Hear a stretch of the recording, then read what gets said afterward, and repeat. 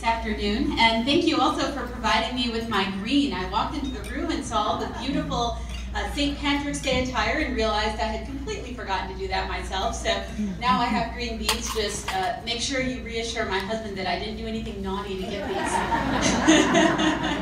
I don't know that he'll believe me if I tell him. But speaking of my husband, I have to say, you left this up here, so I think I'm going to borrow this. This could come in handy at the Sandefur family home. You're a bad influence on me. Well, thanks again for having me. We have a serious topic to talk about today, and so I want to begin by telling you a story. Diego Morris was 10 years old when he was told by his doctors that he might die. The day had started like any other. His mother had gotten him ready for school, and he put his soccer ball in his backpack because, see, Diego was a soccer star. At 10 years old, he was hoping that he would be in the Olympics or play on a professional team someday. The only difference about this day is that his leg was kind of bothering him, and his mother thought, well, boys will be boys. Diego plays soccer all the time. He probably just overexerted himself, and he'll go away in a couple days. But after a while, still hurt him, and it was still bothering him, and so his mother said, well, okay, we'll take you to the doctor and we'll see what's wrong. They ran some tests, and they called Diego's parents in, and Diego's doctor told Diego's parents news that no parent should ever have to hear.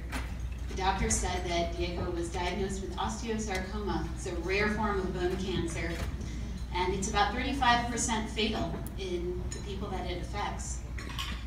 So, of course, Paulina, Diego's mother, said, well, what do we do about that? It's devastating news, but what do we do?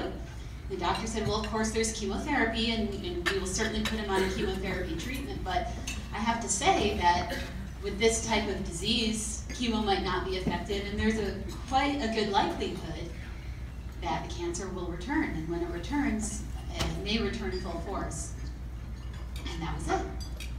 And Paulina said, okay, so what else do we do? What are our other options out there?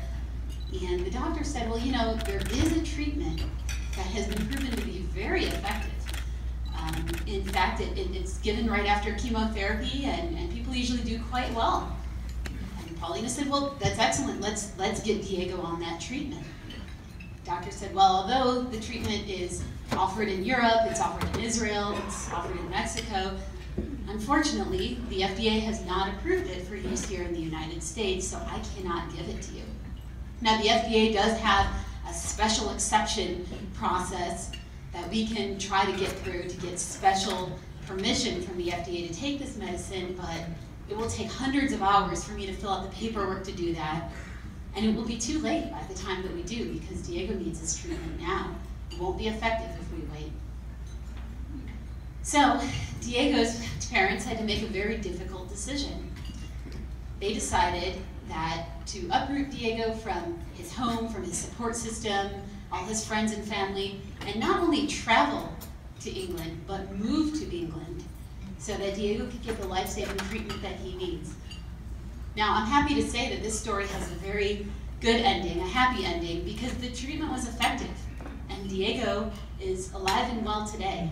In fact, he actually interned at the Goldwater Institute just last year. He told me that he's still holding out to be a star soccer player, but in the meantime, he's going to do his duty working in public policy, and he's helped us work on this issue, Right to Try, which I'm going to tell you about today. Throughout the country, he's talked to legislators, he's gone to Congress, in order to help people get the life-saving treatment that they need, like he got. Now, that drug I told you about that saved Diego's life was approved in Europe in 2009. It is now 2016, and that drug is still not legal here in the United States. Now, the FDA will tell you when we ask, and of course people ask all the time, why is that? What are patients like Diego to do? And the FDA will tell you, well, we have a clinical trial process. This is what we do in order to test drugs to see whether they're safe and effective. And terminal patients that, they can enroll in the clinical trial process. They can be part of the experiment, and they can receive the drug. And that's true, they can. But of course, many patients don't have that kind of time. And in fact, only 3% of all terminal patients actually are accepted into clinical trials, only 3%.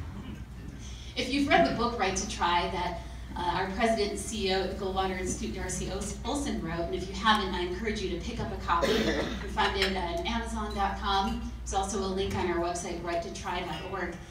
If you've read it, you've heard about our friend Ted Harada. And Ted Harada is called by his friends Lazarus. He's called Lazarus because he was diagnosed with Lou Gehrig's disease, otherwise known as ALS, and he was wheelchair bound. And for those of you who know about ALS, you know that it's a very debilitating disease for which we have had no cure. But Ted was one of the lucky 3% that made it into a clinical trial.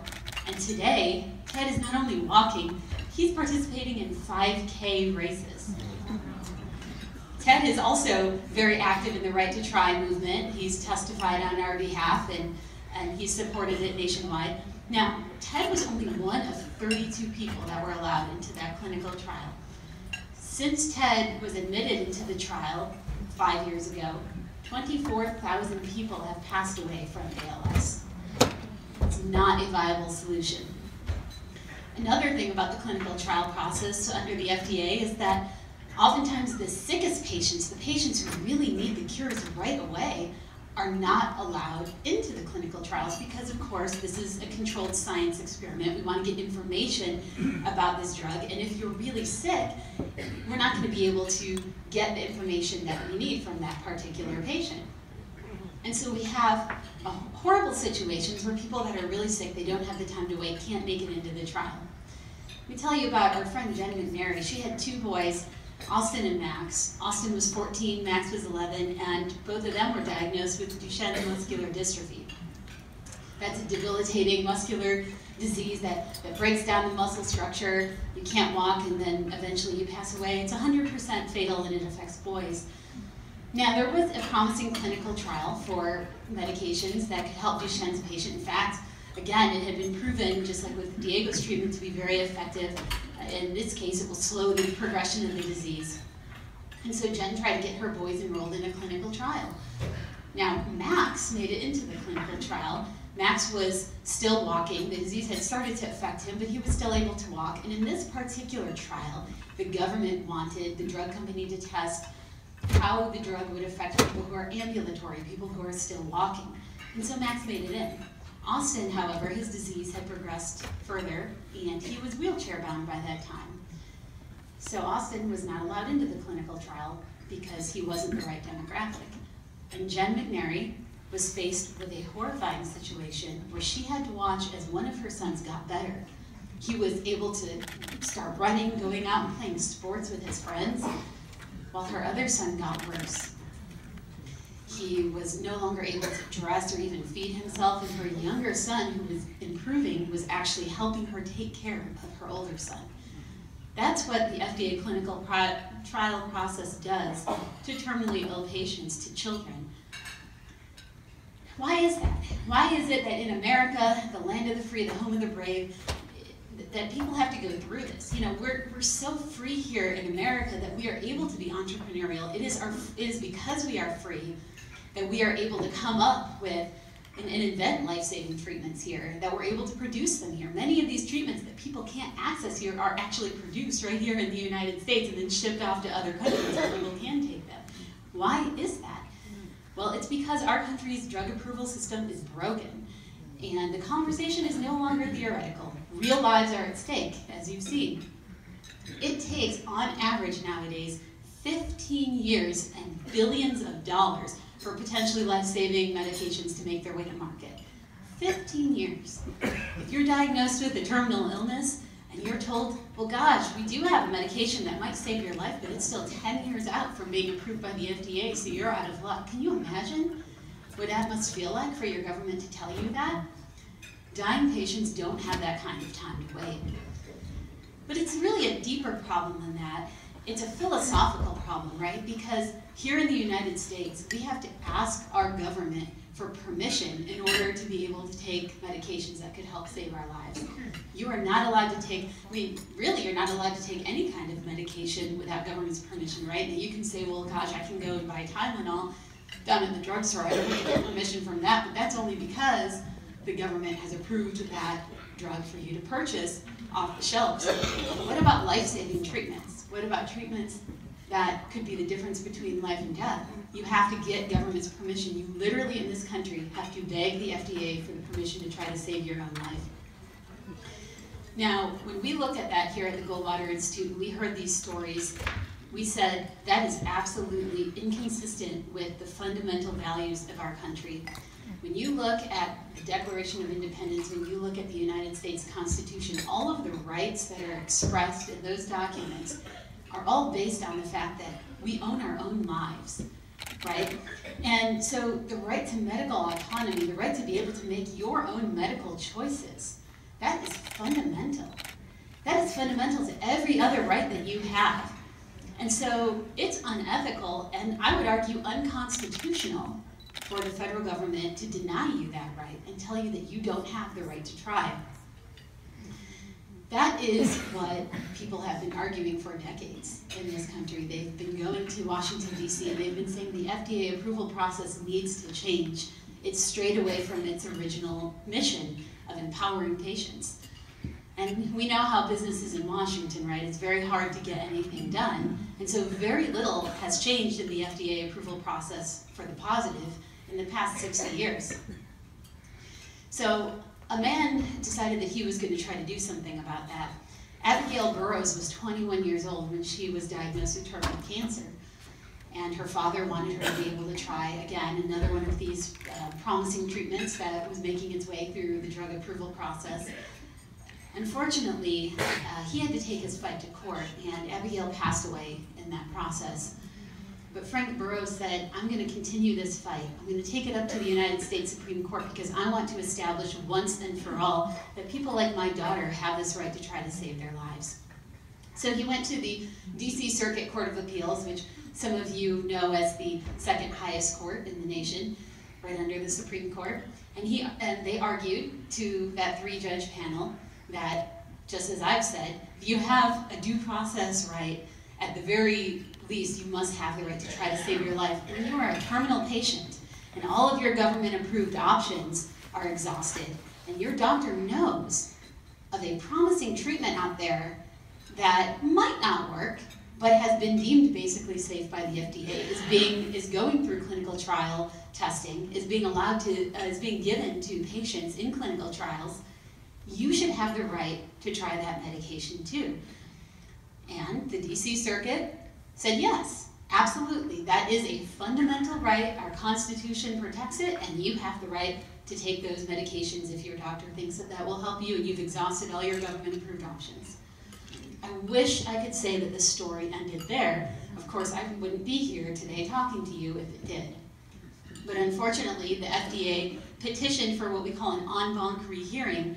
That's when, if you don't like the decision that the Court of Appeals gives, you get all the judges that are on that particular Court of Appeals together, and they rehear the case and they issue an opinion. So they did that at the DC Circuit, and the DC Circuit reversed that decision. The judges said, no, it's not a fundamental right to try to save your own life by taking unapproved treatments in this case. What it is it's a liberty interest. Now that's a distinction only a lawyer can appreciate, right? What the heck is a liberty interest? Well, for those of you who practice law, you know that liberty interest means that we're going to sort of kind of recognize that this is something like a right, but we're going to treat it as a second-class right. That's what courts do. So things like freedom of speech, that's treated as a first-class right, and is protected in courts very staunchly. But something like, say, the right to start a business, the right to earn an honest living, the right to own and use private property, and in this case, the right to try to save your own life, apparently, is a second-class right, and we're going to weigh your ability to exercise that right against what the government thinks is best. And that's what the court did, and the court said, you know, Congress has decided that it's best that you have to ask the FDA for permission, and if the FDA says no, then you don't get to take these drugs. And so the court dismissed the case at that point. The United States Supreme Court declined to take that up. So that remains the law in the DC Circuit. Now, as you all probably know, there are various levels of appellate courts all over this country, so that decision is a narrow one. It only applies in the DC Circuit. and it only deals with that particular situation. One thing that the court did say in its opinion is the judges said, you know, we defer to the legislative process. We really think the legislative process is the better one for the medical community, for patients, for lawmakers to get together and determine a solution to this problem if it is a problem. Now, I disagree with that. I am an attorney, but I believe that a judge's first and foremost duty is to uphold the Constitution of the United States and protect your rights. And so I think the court should have done that in this instance. But nevertheless, this was a call to action by the DC Circuit, right? If they weren't going to do what they were supposed to do to protect your rights, then somebody else is going to have to do that through the legislative process. And at the Goldwater Institute, we took that call to action to heart, and we drafted right to try laws. So what is a right to try law?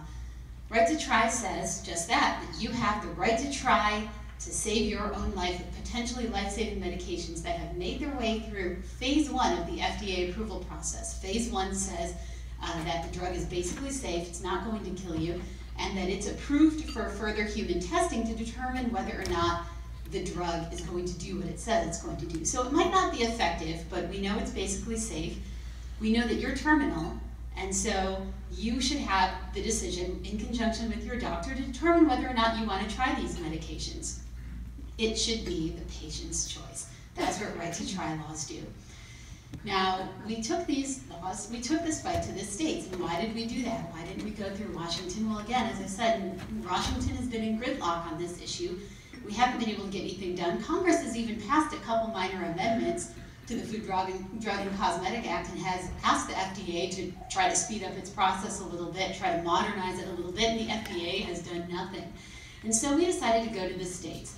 I wanted to take this opportunity to mention James Madison's birthday because I'm a big Madison fan, as are all of you, and I wanted to work that in here, and you all are so into constitutional history that you've already done that. So I'm late to the game, but we are heeding James Madison's words when we came up with right to try laws, because James Madison, in designing our Constitution, when he was writing the Federalist Papers and explaining why we have a federalist system, why we have a federal and state governments, he said, this provides, quote, a double security for the rights of the people, end quote. What does that mean? That means when the federal government fails to protect your constitutional rights, the states can step in and do that for you. So the federal Constitution provides a floor for individual rights, not a ceiling. States can and often do step in and protect those rights, and that's exactly what we're doing with right to try. So I helped write the right to try laws a couple of years ago, and we took them to the states. Some of you might remember that Arizona passed right to try by an overwhelming majority a couple of years ago. That was Proposition 303. Some of you might have voted for it. Arizona was the only state to do that by popular initiative because that's what Arizonans do, right? We don't take these things lying down. That's right.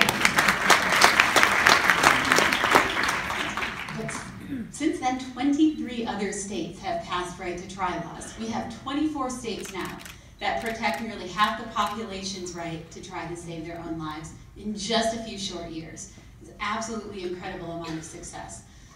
And we're not done. We are still working in legislatures today. We have over 20 active right to try bills. That's roughly the remaining states. And I'm happy to say that there are 2 states right now, Idaho and Georgia, where the legislatures have passed those laws, and they are sitting on governors' desks awaiting signatures as we speak. In fact, I kept checking my phone while you were all doing your programming, hoping I could come up here and announce that Idaho or Georgia had enacted the 25th right to try law. But stay tuned, it will happen soon. This is an incredible success, and it is a testament to the power of the states to be able to protect people's rights. So that's something that Arizonans and that all of you in this room really know is a very important power. Some states have forgotten about that. Now, some of you might be wondering, especially the lawyers in the room, how is it that states are able to do that? We think it's great that states can come in and protect people like Diego and Ted, but how are they able to do that if the FDA has said that you don't have this right, that you're not able to try to save your own life? Well, again, James Madison, our founding fathers, set up a system where we can do just that the states can come in and protect your rights. And in fact, the United States Supreme Court has said that very thing time and again.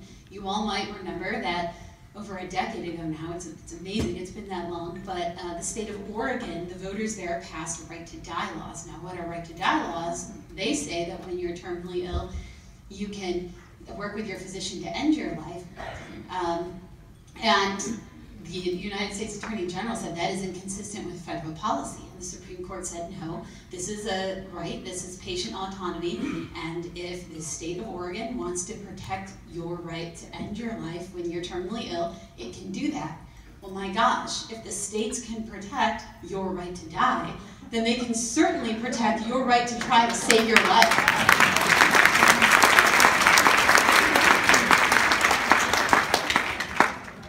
And that's what we're doing here at the Goldwater Institute. Now, the people at the FDA, I always want to mention that, you know, I think for a lot of them, their hearts are in the right place. They say that they're trying to keep people safe and that they want to make sure that drugs work before they put them on the market. But I'll tell you, the purpose of the FDA has really evolved in a very dangerous way since it started in the early 20th century. When the FDA was invented, it was passed by Congress as a way to empower patients, because that's what the United States is all about, right? It's about giving people the proper information that they need to be able to make their own choices. And so the FDA wanted to make sure that people weren't being fraudulent when they were selling drugs, that you know, we were ensuring that drugs are safe, and we were giving patients and doctors all the information that they needed to be able to make educated decisions. Fast forward now to 2016, and the FDA has lost sight of that. It's become a roadblock. And instead of trusting you to make your own decisions with the information that you have, and let's face it, patients have never had more information about medicines and about diseases than they do today. Never. Instead, the FDA has gone the paternalism route, and they've instead said that, you know, we think we're better equipped to make those decisions for you. So instead of just giving you the information, we're also going to decide whether or not the risk of side effects or the risk that a drug will not work is worth it. We're not going to let you make that decision. I've heard people say, and there are not many people who are against right to try. It's passed in all of these legislatures nearly unanimously. It has bipartisan support, bipartisan co-sponsors. But what is the biggest critique I've ever heard? I've heard people say, well, you know, this provides false hope for patients because, you know, they're making their last choice and maybe the drug won't work. And they're going to think that they're going to live and they won't. False hope, right? Well, to that I say, since when is the government in the business of deciding whether or not you get to be hopeful? Right? Absolutely. So at the Goldwater Institute, we believe in freedom just like everybody does in this room, and we're going to give those choices back to their patients, back to the doctors, where they belong. If you're interested in learning more about Right to Try, I hope that you'll pick up a copy of the book by Darcy Olson. It's a fantastic book. It's not your typical policy book. It explains the history of this problem, but it also tells real stories about patients who have been helped by these types of laws. And if you would like to go online and learn more about what you can do to help, you can go to righttotry.org.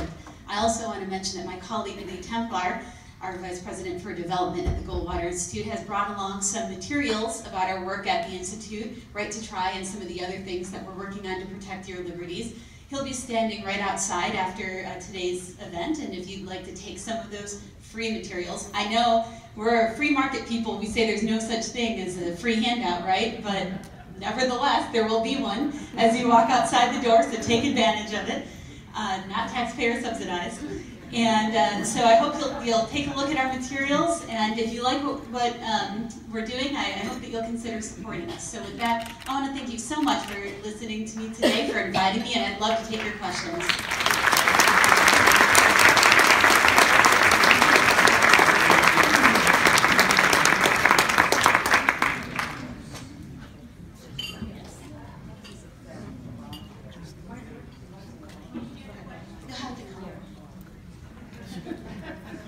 I think you all navigate those stairs that I had to do in heels on my way up here. Okay. How is this going to relate to Obamacare, what's on the books right now, and also the moral issue of not giving somebody a drug, too? It just seems like that would be almost despicable. I mean, you can't, you know, to not do that. It's a good question. Well, I'll answer the second one first, that I agree. It is absolutely a moral issue. I think that it's absolutely immoral for our government to tell you that you're not able to make that choice. Now, the law doesn't include a mandate, and because drug companies produce these medicines, and that is their property, so they don't have to make this drug available to you. But they can choose to do so if they want, and you, again, have the right to try. Nobody has the ability to stand in your way to do that. So absolutely, it's a moral issue.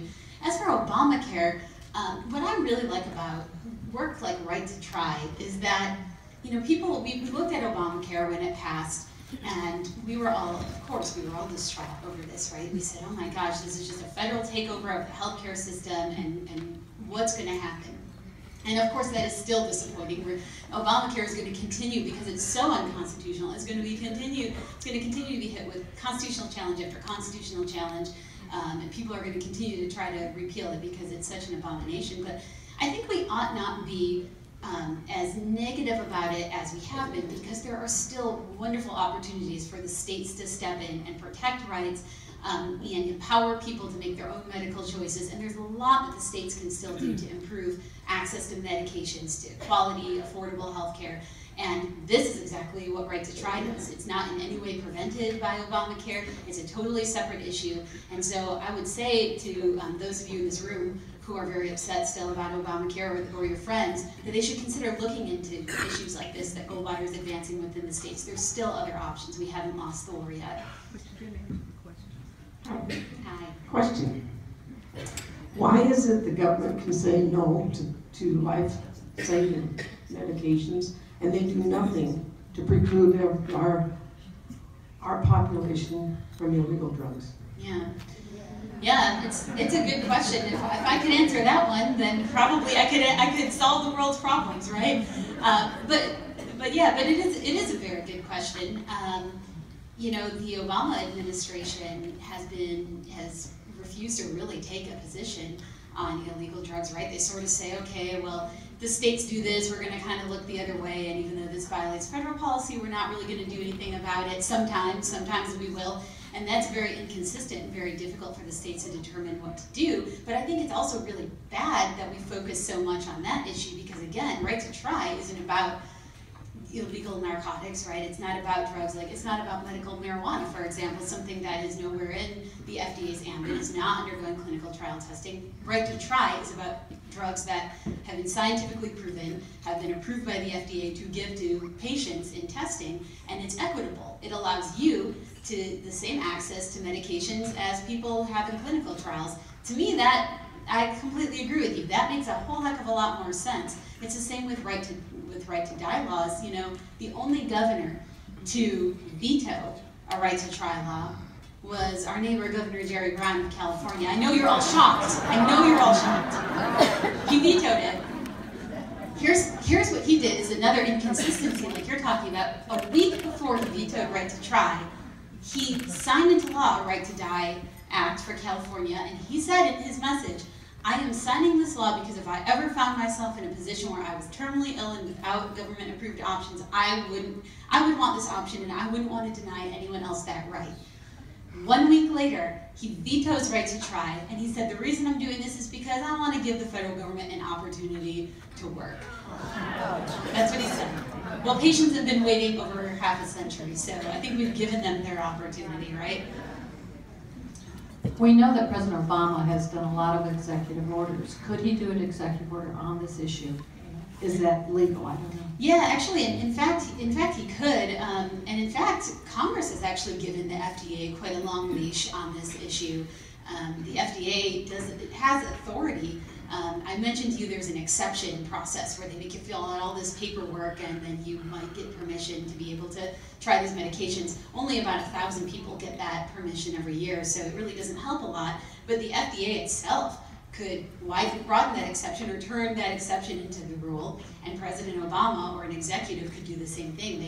They could tell that agency, the Food and Drug Administration, in fact, to make that exception, to make the compassionate use exception, as it's called, the rule. Short of that, though, Congress ought to do something. In fact, Congress just held hearings, a Senate committee held hearings a couple weeks ago where Diego Morris, the young man I told you about, went and testified. Darcy Olson, our president, the author of The Right to Try, also went and testified, and several others. Jordan McClin, who's a 5-year-old from Illinois, who also has a terminal illness and has testified before state legislatures. He's absolutely adorable. He wants to be a fireman. And so he wore his fireman hat and went to the Senate and told them, hey, you got to give people like me a chance to survive.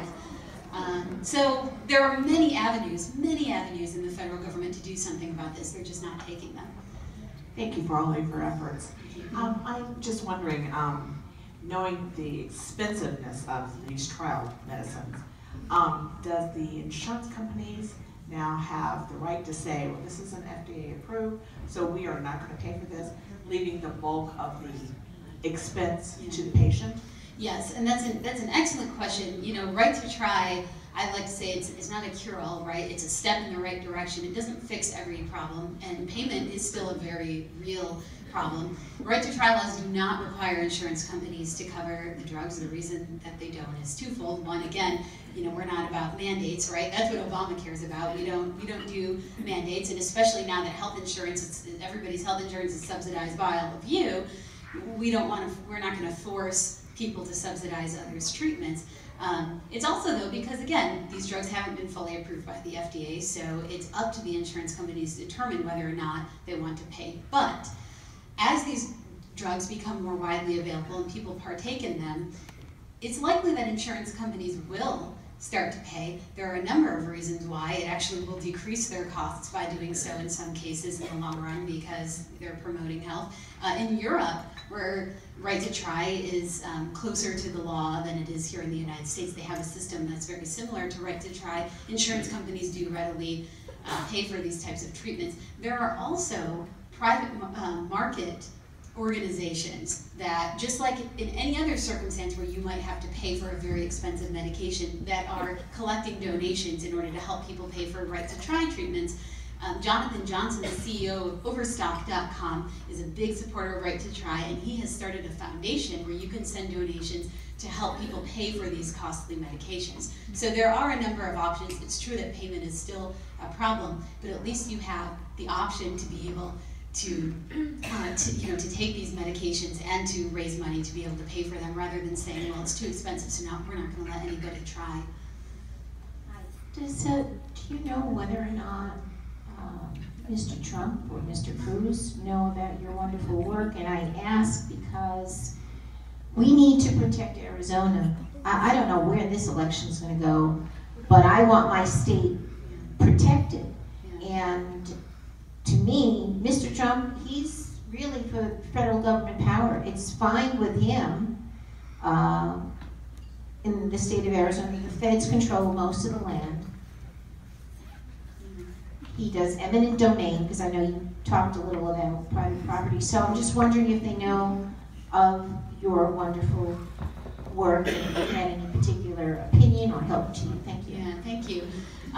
Well, you're right. Mr. Trump does know that organizations like ours exist, because our former Vice President for litigation, Clint Bullock, who is now our most recent Supreme Court Justice, which is very exciting for the Goldwater Institute, he was part of an organization that sued over Mr. Trump's efforts to use eminent domain to take a grandma's house, basically, and replace it with a parking lot for his limousines. Luckily, Clinton and the team defeated that, so that did not happen. But the candidates themselves, know about Right to Try. We've put Right to Try out there. Again, Congress, legislators know about it.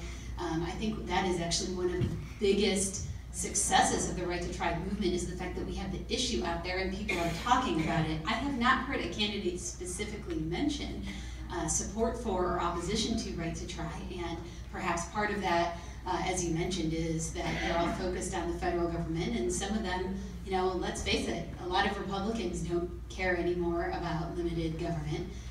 They care about federal power, and so we've not heard any of them express their thoughts one way or another about right to try, but I encourage you all, if you attend candidate rallies, if you have an opportunity to ask questions, ask them about right to try. Ask them if they believe that people should have the right to try to save their own life. I'd love to get that on their minds and get their responses. Christina, that's right along with my question is what else can we do? We're a pretty powerful group up here in Prescott. What can we do to help you? Well, what you can do first and foremost is spread the word.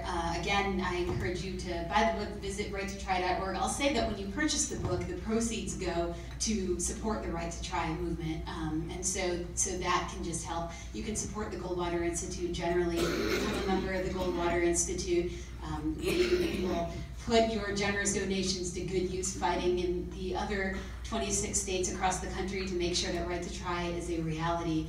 And so I encourage you to do that and get the word out. Share our issues, tell people about the Right to Try, tell people in the other states. If you go on righttotry.org, there's a map and you can see which states have Right to Try and which don't. Encourage your friends in the states that don't to contact us. And if you know of patients that find themselves in the unfortunate situation where they need to avail themselves of Right to Try, feel free to send them to the Goldwater Institute. We can help them navigate that process.